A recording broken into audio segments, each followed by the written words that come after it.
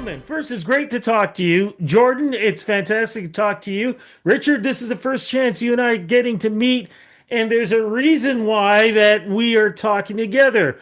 My brother, you were here in Toronto a little while ago. I see on social media you made this announcement, and it's Yeah. something that I don't ever think I've ever for the I think we've known each other close to 20 years, man. Oh, you? Yeah. Yeah. I don't think I've ever heard you do this in your hmm career. What is going uh on before I get a chance to talk to Richard? Oh man. Well, Richard is I call him the music man, Rudy. He's a special musician, talented songwriter. I was blessed to meet him through a friend KO from St. Lucia. Hey, yo. And we kicked off and we started creating records and creating this sound that Richard just, found a pocket with me and slid my voice into this like soulful sound, which is really, really amazing. And he's got some dope friends who are dope musicians, and we decided to put it together. Like Richard had this vision once we started cooking, and he got his friends together, and we turned it into a band.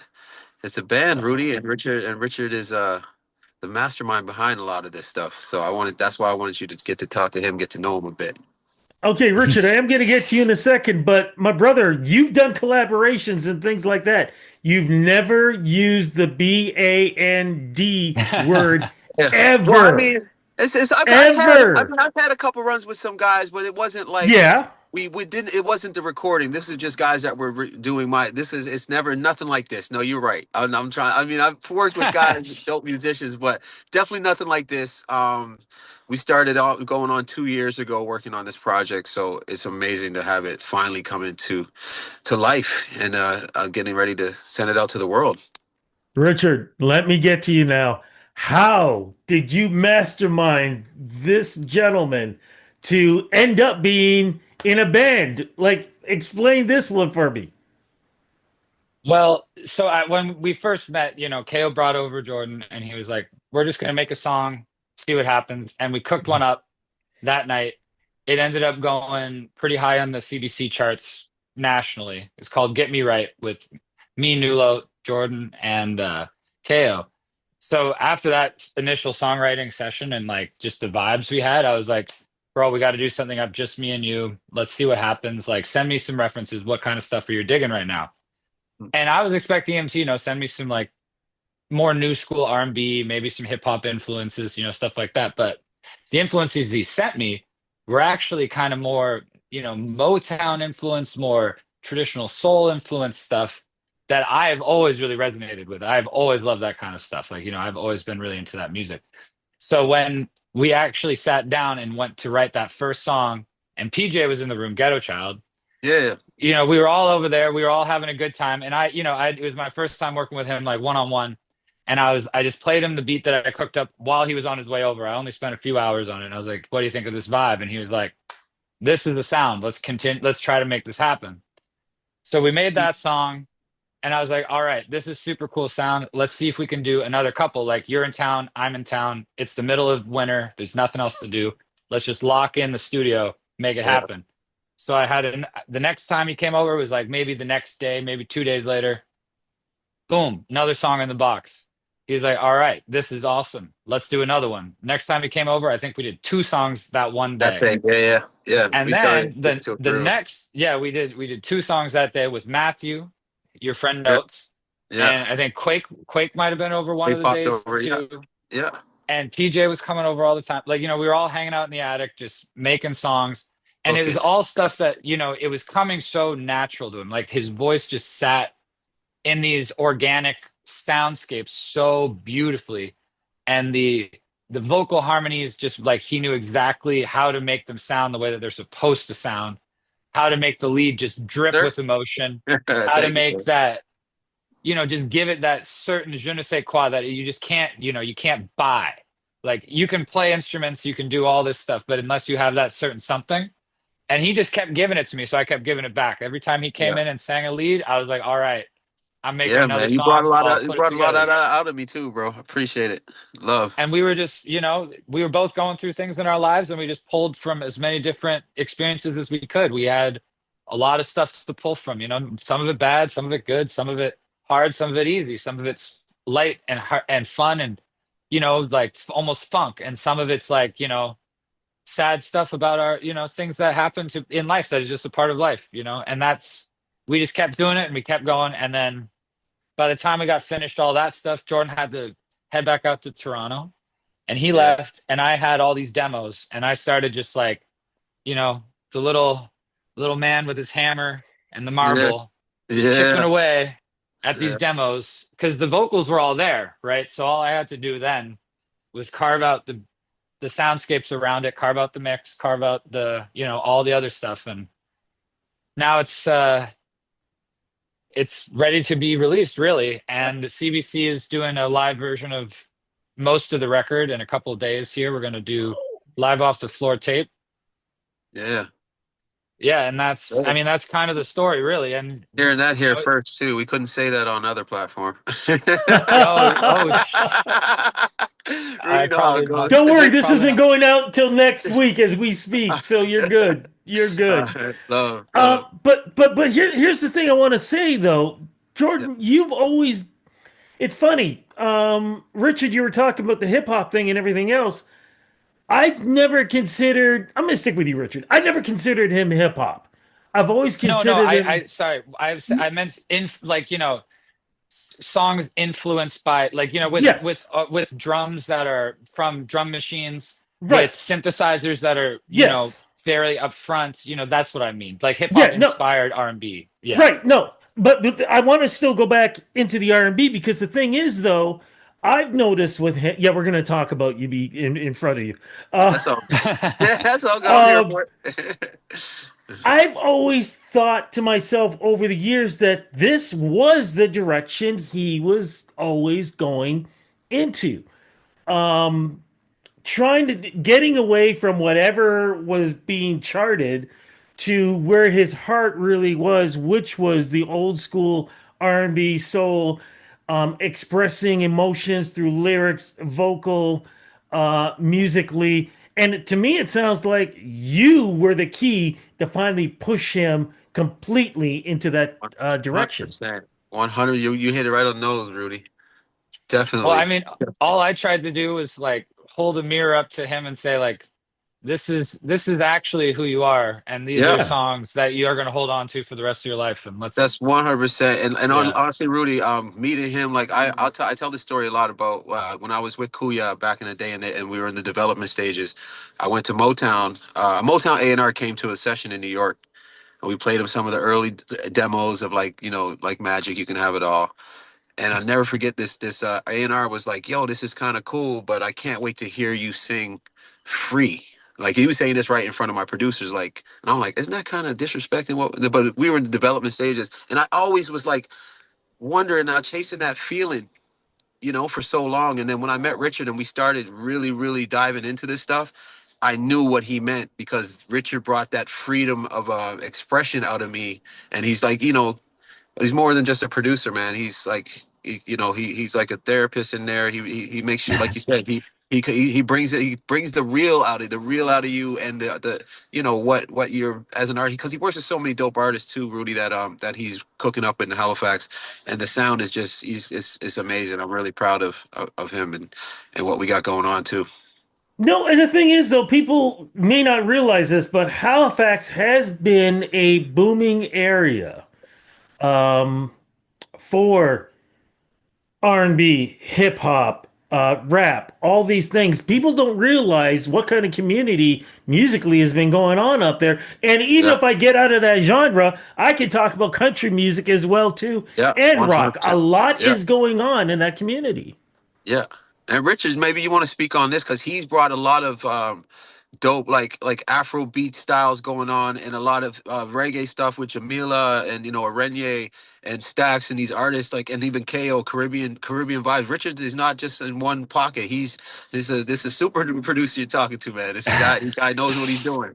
Well, thank. I mean, all I try to do is with any artist is try to hold the mirror up to them and say, "This is who, this is you," and like, Yeah, how can we make this as you as it can be? And I just always try to make people sound as much like themselves as I can.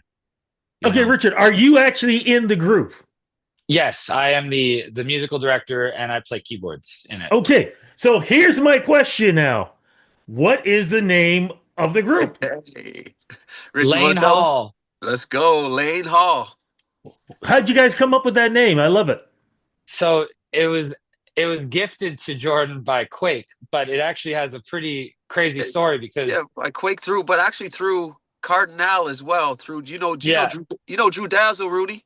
Yeah, yeah, of course. Yeah, so Drew Dazzle, I'll just take this apart because Drew Dazzle actually is my homie, and I always was sending him demos and sending him stuff because he's always, he's connected, and he heard the first song that we did, and he sent it to Cardi, and so Cardi went back to him and was like, "Yo, tell him change his name and do a whole bunch of records like this."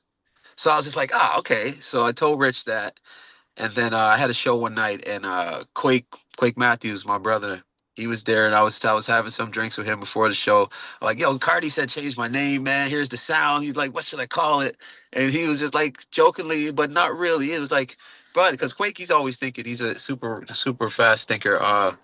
He was like, "What's the name of the dorm that you stayed in at Saint FX when you were in university?" And I was like Lane Hall. So, Rich, you take it from here because I went back to Rich and told him. And there's more to the story, Rudy. It ain't over. Okay. yeah. So anyway, he came at me with that, and I was like, well, the guitar player and the drummer in this band, they also went there and stayed in that place. And when I was younger, I would go party there. I Oh mean, my goodness. and Yeah. so basically, we all had some connection to it. But more than anything, it was just like I just thought that it's such a nice sounding name. Like, because what is in a name? A name can mean anything. That's like a Shakespeare line, like a rose by any other name would smell as sweet, right? But I think with this, it was like it just sounds like what I want it to sound like. Like it sounds like an old soul.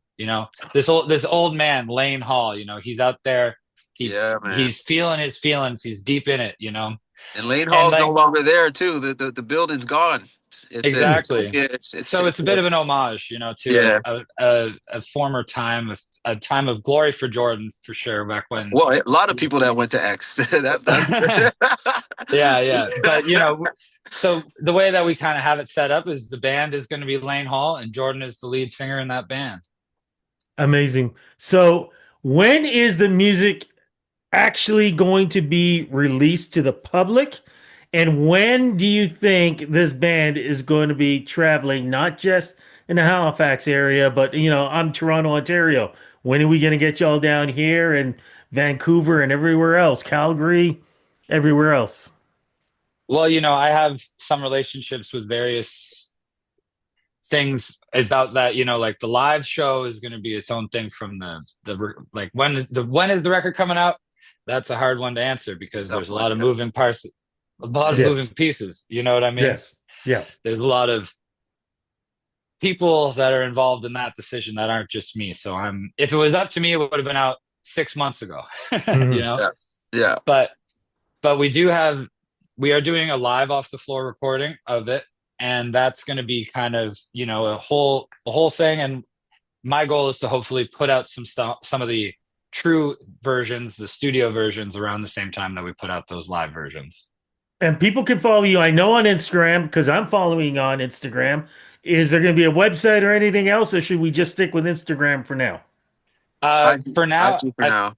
yeah, it's going to be IG, but all that stuff is going to be happening, and there's going to be a full proper rollout and it's a full length LP. Yeah, Okay. and I guess which is kind of cool, the first time that I guess the world's going to hear us, Rudy, would be the CBC kind of premiering the live off the floor. But like Richard said, we'll have a single ready to go like right around maybe before, we don't know yet. But I think I don't know. Me and Rich we got to figure that out. But CBC, it's coming at probably end of October possibly or early November. All right. Yeah, So, it's gonna it'll be out the probably either last week of October or first week of November. Yeah, and can and you guys, sorry to interrupt, can you please promise that no matter how you release this music, at one form will be vinyl? with a Oh yeah, Oh, vinyl. that's definitely that's that's Okay. you got 100%. no I ain't worries never on had that no one, bro. vinyl, bro. I told Rich that too. I never had no vinyl before. This is the I'll first, I'll and I lose I'll lose 10K of my own money to put yeah, this let's thing on go. We're wax. going. We're But 100% going.